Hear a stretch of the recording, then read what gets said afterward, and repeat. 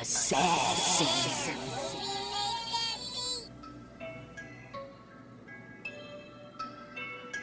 You know I break necks, call me Jack Tate.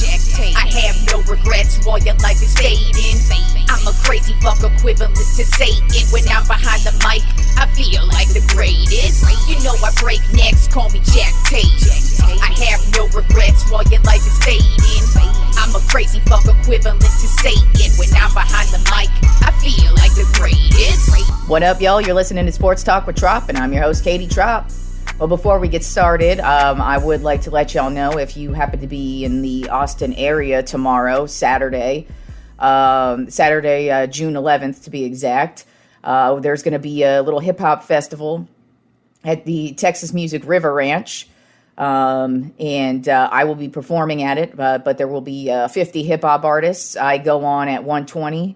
But the festivities begin at, I think everything kicks off at 9 a.m., performances to begin at 10 a.m., and then it goes all the way until, I believe, 2 a.m. So, I go on at 1:20. If you want to come out, it's a free event. Parking is $10. That's the only thing. There will be food carts and a bunch of vendors on hand. So it's going to be a cool little event out here in Austin. So if you happen to be in the area, you should come kick it with us and have a good time, even though it's going to be hot as fuck. But hey, guess what? It's summertime in Texas. It's always hot as fuck. So, and I know nobody wants to be cooped up inside anymore. We've been cooped up inside for the last 2 fucking years. So let's all get out and have a good time. So if you're in the Austin area, you ain't got shit to do tomorrow, come kick it with us at the Hip Hop Festival, the Bars, Jars, and Cigars Festival. And everything kicks off at 9 a.m. All right, so let's get it started on the NBA Finals.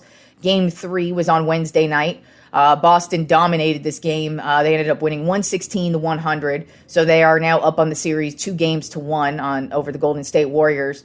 Overall, the game was pretty much dominated by Boston from start to finish. There was a point in the second half where Golden State kind of started to make a run, but it wasn't. You could just kind of tell they weren't getting it going.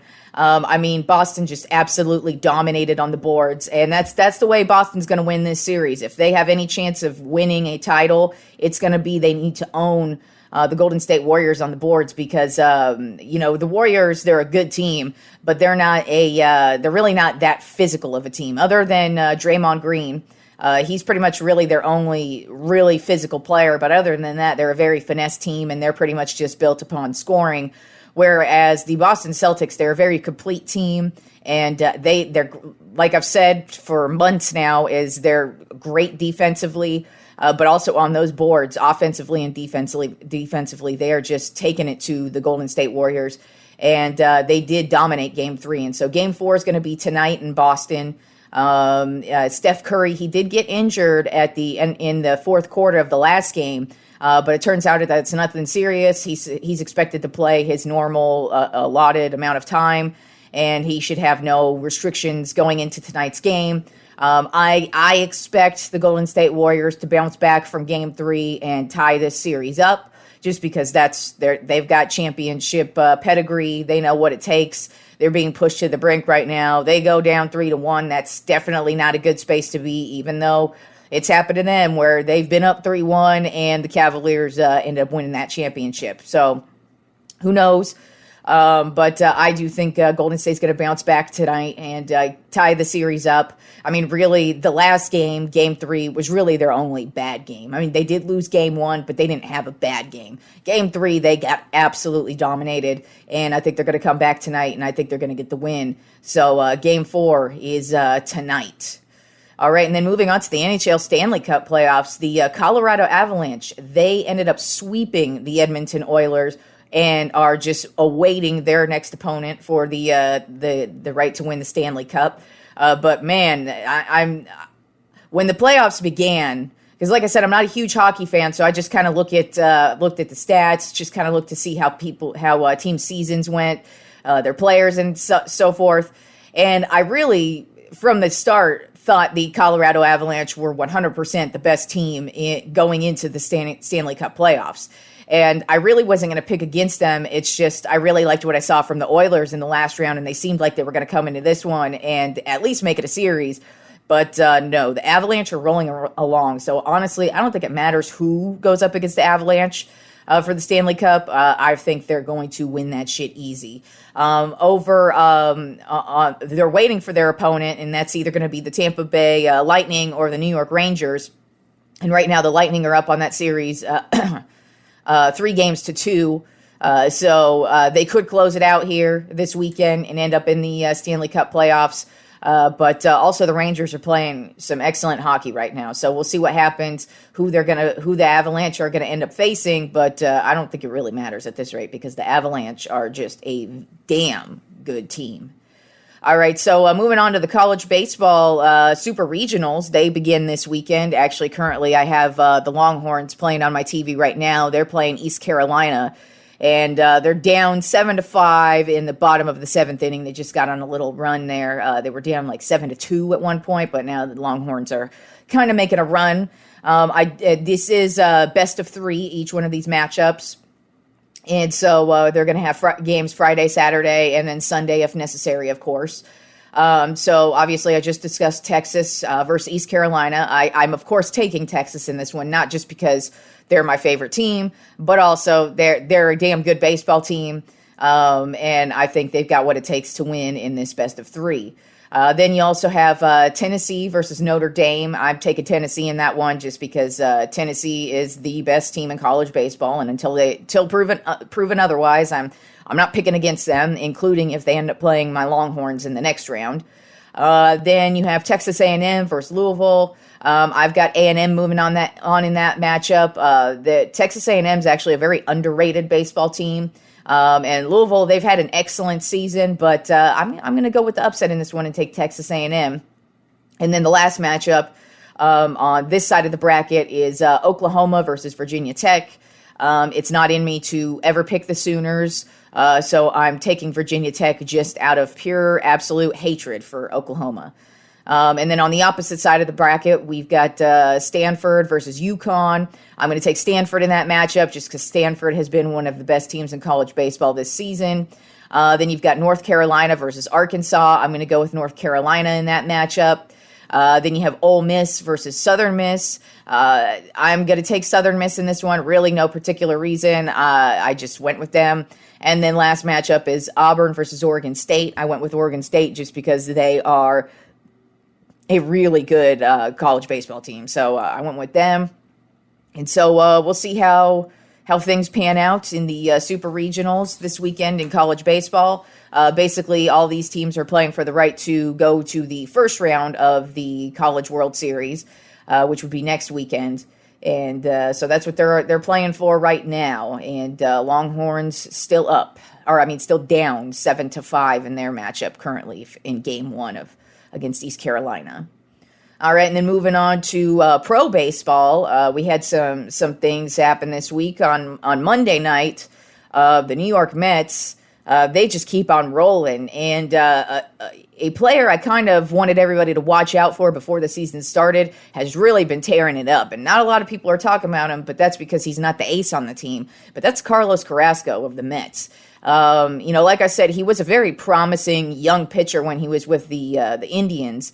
And then this year he signed with the Mets as a free agent, and he's actually panned out really well for them. He's had a solid season, and just on Monday night he had 10 strikeouts, and so he's really turned it on. He's really had a spectacular season, at least so far, and that was a big pickup by the Mets. And but then also in that exact same game, Escobar, he hit for the cycle.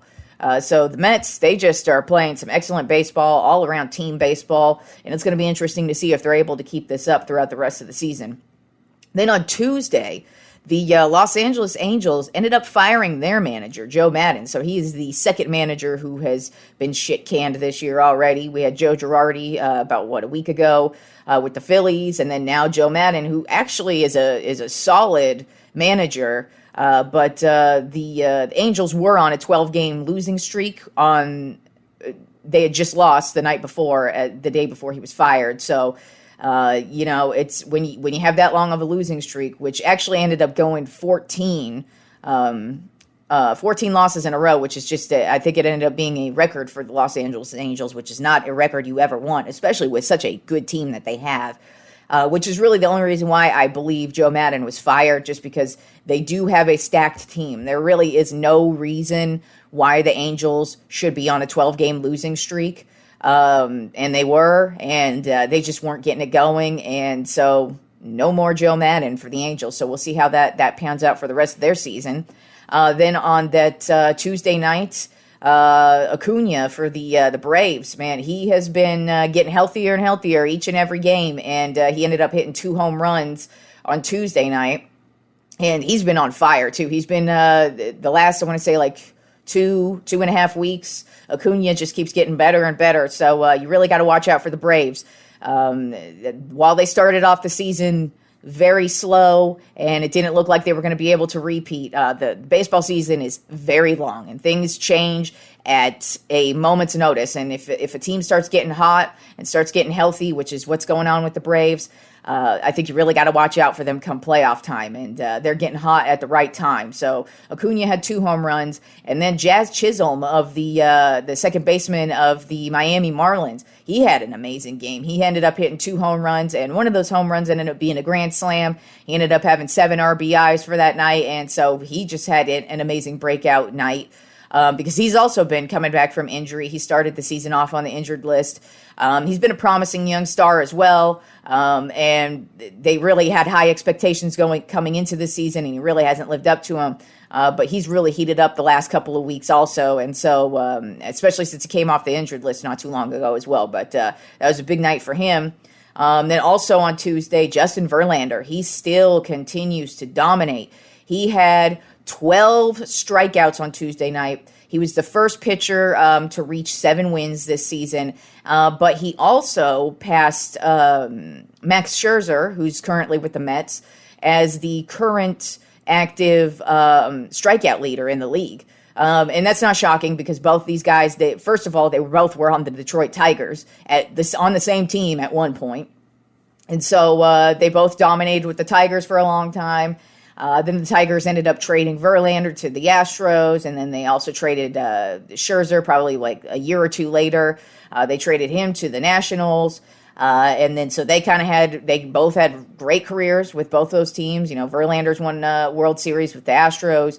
Scherzer was like the reason why the Nationals won a World Series a few years ago so he was the leader there. So to see that the two of them are basically trading strikeouts back and forth as the active leaders is no shock, because these guys have dominated the league since they came into the league. Really, the only thing that stops them are injuries, and even at that, Verlander was out like a freaking year and a half, and the dude is just straight dominating. So congrats to Justin Verlander. And then also Marcus Semien of the Texas Rangers. He actually has had a very quiet season, but on Tuesday night he seemed to really bust out and in a doubleheader that they had, and he ended up having 7 hits with 3 home runs in two games, and so he's really panning out for the Rangers, and he had a big night. Then on Thursday, the Angels finally ended their losing streak at 14, ended up getting a win. Shohei Ohtani had a great game last night. He was basically the reason why, pitching-wise, that they ended up getting the win finally. So we'll see what happens with the Angels. It's really difficult to recover from those type of losing streaks. Usually when you have that type of losing streak, even though, like I said, baseball season is long, but usually when you have that long of a losing streak, it doesn't pan out well for you for the rest of the season. So we'll see what happens with them. Also this week, the Yankees, they became the first team to get to 40 wins this season. They're currently at 41. But they continue to dominate. Aaron Judge, he still leads the league with 22 home runs. He continues to dominate. The Yankees, man, I don't know how they're going to be stopped. I think the only thing that could stop the Yankees right now at this point would be injuries. And so far, they've been able to overcome the injuries that they've had so far. All right, and then a little bit of NFL news this week. Actually, all of the mandatory mini camps began this week. And really the only drama that happened with minicamp was because, hell, Kyler Murray showed up for the Cardinals and Deebo Samuel showed up for the Niners. So even guys who are kind of having contract disputes right now, they ended up showing up to the mandatory minicamps. But all except for DK Metcalf, the wide receiver up in Seattle with the Seattle Seahawks, he ended up skipping mandatory training camp because apparently he wants a new deal. So that was really the only big news there. But then also Cooper Kupp, the Los Angeles Rams standout wide receiver, he just signed an extension this week, a $75 million extension, which totals out to $110 million. And $75 million of it is guaranteed money. So good for you, Cooper Kupp. Just coming off of the heels of Aaron Donald getting his big extension. And also, I think this puts Kupp over the 20 million mark a year. So I think he's going to be making something like 22 million this year. So good for him and Aaron Donald, and good for the Rams that you could keep all these stellar players that you keep acquiring, and you continue to win. It would be nice if the Cowboys could do something like that. But then also in NFL news this week, the Denver Broncos, they were sold for $4.65 billion to the Walmart heir, one of the Walmart heirs. And yeah, man, $4.65 billion for the Broncos. So that's obviously if you are able to buy any sports franchise, that's probably the best investment a wealthy person could ever invest in. And so, yeah, I'm not surprised that one of the Waltons ended up taking ownership in some team. And the Broncos, they're a great organization. They have a great history. So it's going to be interesting to see what happens under new ownership here. And in kind of NFL news, but it's news that I've been talking about the last couple of episodes especially, is I guess he kind of deserves his own theme song at this point, is the Dick Dangling Deshaun. Oh man, the Dick Dangler, he just every day just keeps getting worse for this dude. And like I said, this is why when something like this happens to you, if you're wealthy or rich or of any type of celebrity, usually when they pay you off quick is because they know that the further you dig, the worse it gets. And for Deshaun, it literally just gets worse, especially over the last, I want to say 3 weeks. It just keeps getting worse and worse. And this week, the New York Times released an article basically kind of detailing a bunch of other stuff that's gone on with Deshaun Watson and how many massage therapists he's reached out to over the years, around that time period, as a matter of fact. And like I said, his lawyer said that dumb shit last week. And now he's got another civil lawsuit on hand. So it's just getting worse and worse for this dude. And it's also getting more difficult for the NFL to not do something about this. They've said they're going to come to whatever conclusion they come to before this season begins. So we should know. But this fallout actually is really bad for him because this new civil suit, apparently he either didn't know about it or lied about it, which either case, it wouldn't be shocking because really there are so many lies that Deshaun Watson himself has told about this whole entire thing, but also his lawyers and, reading depositions and all of that stuff.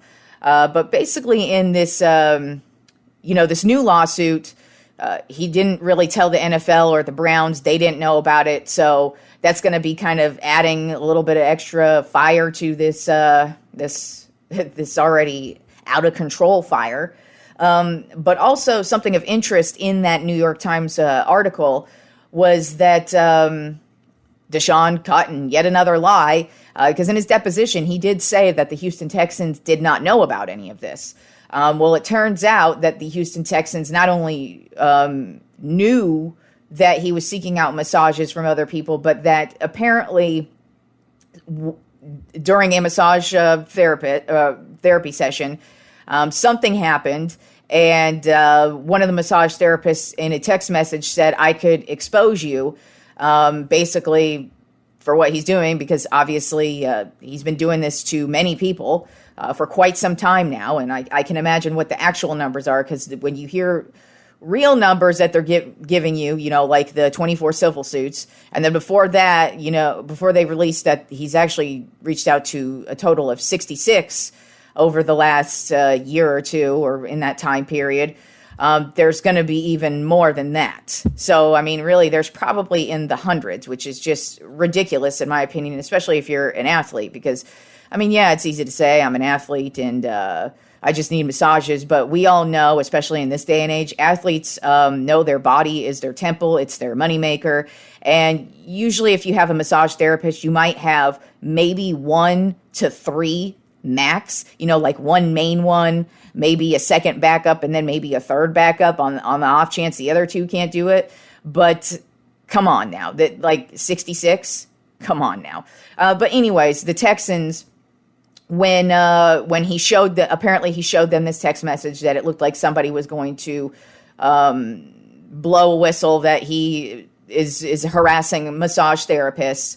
The Texans not only were providing him with hotel rooms for this, but they were also, after that instance, providing him with non-disclosure agreements for massage therapists to sign. So they basically were encouraging the behavior as well. So Deshaun Watson really is caught in a lie in his own deposition because he said the Texans did not know. Apparently they did know. And not only did they know, but now it looks like they might end up getting dragged into this lawsuit as well. So we'll see what happens there. It seems that every time I have a new show that there's even further fallout for Deshaun Watson in this case. And it's going to be interesting to see what else comes out, because usually in the case of, investigative reporting, or especially like in the New York Times case, they don't usually just have one story. They're probably going to do a rollout here, probably weekly, until they're done with whatever their stories they have. But I wouldn't be shocked if more stories come out. I wouldn't be shocked if more lawsuits begin. And it's going to be interesting to see how the NFL handles his suspension. And it's going to be hilarious at the same time, because this is happening to the Cleveland Browns, who are just an absolutely atrocious organization, who have never been able to win anything. And when it looked like they had a little bit of glimmer of hope, like they're finally climbing the hill and we might actually be a decent team, it looks like it's going to get blown to smithereens. Because they went with Deshaun Watson. They traded for him. They gave him a huge contract. And, we'll see what happens with that. But they may not even get him to play at all this season. Or he's going to miss some time. I guarantee you the dude's going to be missing some time. So we'll see if this return on investment works out for the Cleveland Browns. But judging by the Cleveland Browns' history, it's not going to work out for them. All right, now let's move on to this week's Tropp 5 list. I'm a huge fan of Draymond Green. A lot of people like to call him a dirty player. I mean, I guess in terms of NBA dirty player, I guess he is a dirty player. He likes to throw elbows. He has been known to punch some dudes in the nuts. He likes to jaw in your ears. He gets tons of technical fouls. And when I refer to a dirty player in the league, in sports in general, that's not a diss. That's actually a compliment. Because let's all keep it real. I know we're supposed to act like none of us like the big hits in the NFL, and none of us like the mean grittiness and them calling each other horrible names on the court and the field. I know we like to pretend that doesn't go on, and we're not supposed to encourage that and like that, but I'm sorry, y'all. Sports fans actually do like that shit. And dirty players, if you're a real sports fan, we fucking love dirty players. From any sport too. I mean, real talk. what is the number one thing we're all looking for when we're watching boxing or UFC? We all fucking love the hardcore knockout, and not just a little knockout. Like, we love to see a motherfucker just be seeing stars on their way down and just get knocked the fuck out. Everybody loves a knockout. And guess what? Knockouts aren't good for boxers and UFC fighters really in the long run. I mean, come on. But we all love it. That's what sports is all about, seeing a bunch of people go at it and push their bodies to the brink and take shit to the next level. And sometimes shit gets emotional on the court, on the field, whatever sport you play, shit gets real. And dirty players, they are necessary in all sports. And in the NBA in particular, I have quite a few of my favorite dirty players. And I mean, like back in the day when Kobe and Raja Bell, they used to go back at it in the early 2000s. They used to just go back and forth, and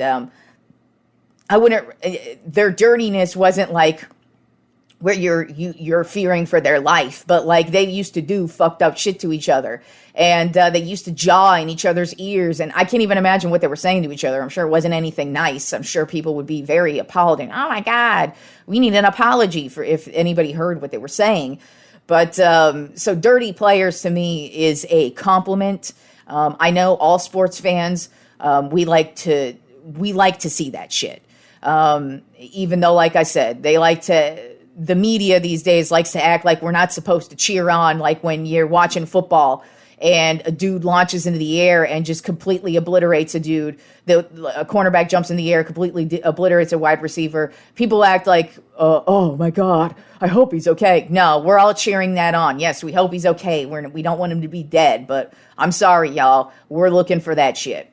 And so in honor of Draymond Green being a, quote, dirty player, I decided to do the top 5 dirtiest NBA players of all time. And before I get started on my list, I thought it was very odd because usually before I do these kind of things, I like to Google and see what other lists people had. And so dirtiest players is a list done by quite a few different sports reporting sites. And it was very weird to me because there was an overall consensus number one who doesn't make my top 5 because when I think of dirty player, I do not think of this guy. The reason why they put him number 1 is for stupid, ticky-tacky, I'm a crybaby loser reasons, in my opinion. And that's the old San Antonio Spurs player, Bruce Bowen. He was an amazing defender, amazing three-point shooter. And apparently what made him so dirty is that lots of times he would, when a jump shooter's jumping in the air, he would put his feet underneath theirs, and it does fuck up your ankles, feet, whatever. That's the whole point of it, yes, but I'm sorry. That to me does not make him number 1 on the dirtiest players list. He didn't even make my top 5. As a matter of fact, like when I was first thought of the list and started just thinking of guys offhand, Bruce Bowen didn't come to mind. And then when I saw he was number 1 on multiple lists, I'm like, what am I missing here? Bruce Bowen? Apparently we have a lot of Bruce Bowen haters out there. And I'm like, what? And by the way, I respected the hell out of Bruce Bowen. I actually enjoyed Bruce Bowen's career. That dude was a beast, but he would not make my top 5 dirtiest NBA players. He might make like a San Antonio Spurs legends list or something like that. But he definitely does not come near my dirtiest players list, especially with these top 5 I got here. So let's start it off. Number 5 on my top 5 dirtiest NBA players, Charles Oakley. He was mostly known as a New York Knick, and his nickname was the Enforcer. And this dude, he loved being dirty. When you called him a dirty player, he wore that shit like a badge of honor. And if he needed to get in there and do the dirty work, he was going to do it. And he would just throw them bows. And he would just fuck a motherfucker up in the paint. If you came into the paint, you best know Charles Oakley's going to be there. He was called the Oak Tree as well. That was another one of his nicknames, the Oak Tree, because he was so fucking big. You best be getting out of his way because he's going to fuck your ass up. So I got number 5, Charles Oakley. Number 4 on my top 5 dirtiest NBA players of all time list, Ron Artest, also known as Meta World Peace. But For the majority of his career, he was known as Ron Artest, so I'm going to refer to him as Ron Artest. He was mostly known for playing with the Indiana Pacers and the Los Angeles Lakers. Won a championship with us in 2010, so that was fun. But he was a hard defender, and he would talk a lot of shit. And not only that, he was known for the many fist fights he would get into on the court. And then, of course, he was known for the Malice in the Palace, when Detroit Pistons versus Indiana Pacers, which is already a heated rivalry, especially at this time. But basically, the Pistons and the Pacers, they were getting into it. They got into a physical altercation. Ron Artest basically kind of was walking away from the situation. Then he went and laid on the bench, the announcer's bench, and then a Detroit Pistons fan threw a drink on him, and then from there, he just went on into the crowd. He started punching people. People started punching him. Then people started running on the court, and yeah, it was insane. But, I mean, as far as on the court, he was known for throwing punches on the court. He was known for getting in your ear, talking some shit. He was known for playing some hard-nosed defense, and that was what he was known for throughout his entire career. He did calm down a little bit as he got older, especially when he was with the Lakers. He didn't really get into too many tussles, but he always had that edge. He was always a dirty player. I loved Ron Artest, as a matter of fact, not just because he was a Laker. I actually liked him before he was a Laker. I think it sucks that his legacy basically is the Malice in the Palace, but also at the same time, maybe he shouldn't have gone running up into the stands punching people. Also, that stupid fan shouldn't have been throwing the drink on him as well. I hate when fans think they're big-time tough motherfuckers and try and get at and talk shit to athletes on the court. They're just there to entertain. Get the fuck over yourselves. But that's number 4 on my Top 5 Dirtiest NBA Players, Ron Artest. Then at number 3 is Dikembe Mutombo. Now, I don't think a lot of people would put him on there because he's known for being a very nice, diplomatic guy. He's known for when he blocks, he wags his finger in your face. He's most known for, of course, playing with the Houston Rockets. He had a very stellar career. But here's the thing about Dikembe Mutombo. That dude would throw them bows. And not only would he throw them bows, but he would fuck a motherfucker up with those bows. And it just so happens throughout his career, he actually caused 25 different injuries because of those elbows. And I actually have them listed off here for you. Let me go ahead and tell you what Dikembe Mutombo did in these 25 instances. First, starting off in November 29th of 1991, he injured Ricky Pierce, 12 stitches in the forehead. December 28th, 1991, Robert Parrish hit the floor. December 30th, 1993, Chris Webber, Mutombo later ejected for taunting Chris Gatling. April 10th, 1994, Robert Horry hit in the head, fell to the floor. October 22nd, 1996, Michael Jordan, bloodied nose in a preseason game. January 4th, 1997, Charles Oakley, 4 stitches to the lip. I just had Charles Oakley on my Dirtiest Players list, by the way. January 30th, 1997, Antoine Carr knocked senseless. April 12th, 1997, Tom Gugliotta, broken nose. May 6th, 1997, Dennis Rodman, another dirty-ass player who might be making an appearance in this Top 5 list in a couple picks here. But basically against Dennis Rodman, he retaliated and was ejected with a second technical foul. March 4th, 1999, Kevin Willis, injured shoulder, missed several games. April 9th, 1999, Chris Childs lost a tooth. Marcus Camby shot to the throat. Larry Johnson hit in the head. And Patrick Ewing hit in the head. Yes, that is 4 different major shots in one game. Then May 8th, 1999, Christian Laettner cut on the face.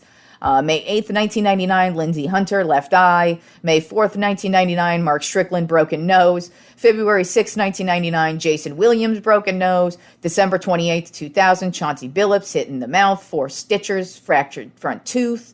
January 13th, 2001, Corey Maggette, eye trauma. February 26th, 2001, Ray Allen, broken nose.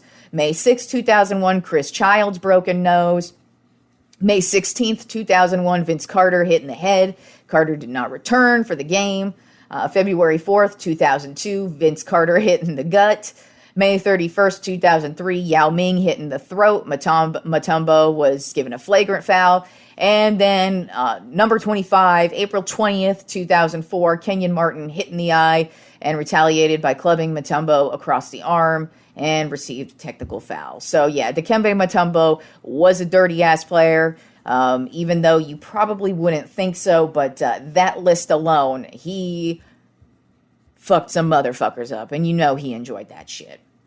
All right, and then number 2 on my top 5 dirtiest NBA players, Dennis Rodman. He's most known for playing with the Detroit Pistons bad boys team, and then also the Chicago Bulls. So those are the most notable, but he kind of became a journeyman towards the end of his career. But he was one of the most physical players in the paint. He would throw those elbows anytime he could. He would do whatever it took to get rebounds. He would do whatever it took to just be the most dominant guy in the paint. And he was just known for being, like, you did not want to go in the middle. And if you did, be prepared for some Dennis Rodman elbows to the face. Then at number 1 on my top 5 dirtiest NBA players of all time, he was who I thought of immediately when I first thought of this list. I don't think there's anybody who shouldn't be I don't think there's any other selection you can make for number 1 on this list, and that's Bill Laimbeer. He was played with the Detroit Pistons and the Bad Boys team, most notably with Dennis Rodman, and they were one of the most physical teams you have ever seen in basketball history. And Bill Laimbeer, he was that dude. He was that dude who would take against the Boston Celtics. Larry Bird, one of the greatest NBA players of all time. He, in a finals game, just basically tackled his ass to the ground.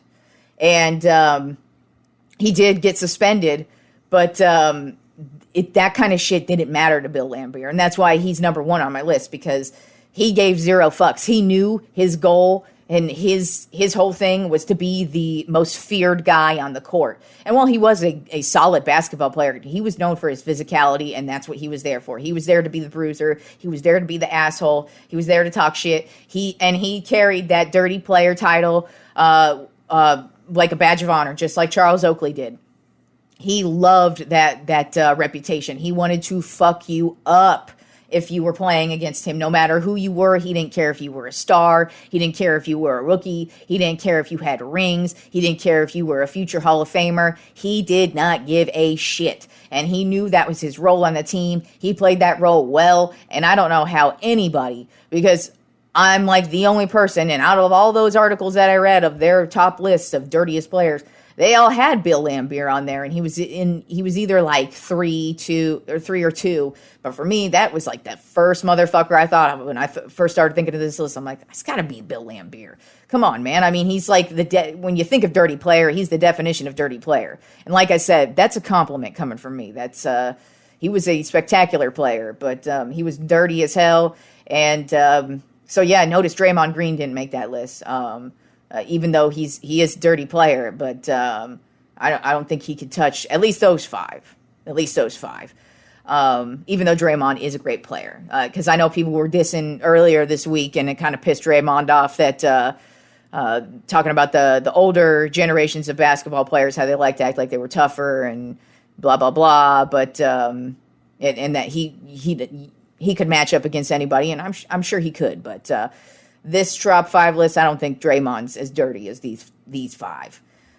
So yeah, let's so enjoy the weekend of we got Game 4 of the NBA Finals tonight. Then we've got a bunch of baseball this weekend. We've got the college baseball, got pro baseball, got some UFC in there as well. So yeah, enjoy the weekend of sports. Like I said, if you're in the Austin area and you can make it out tomorrow to the Bars, Jars, and Cigars Festival at the Texas Music River Ranch, everything kicks off at 9 a.m., runs all day, all the way to 2 a.m. Sunday morning. And like I said, I go on at 1:20, so if you want to come on out, have a good time, come on out, y'all. And I will talk to you all on Monday.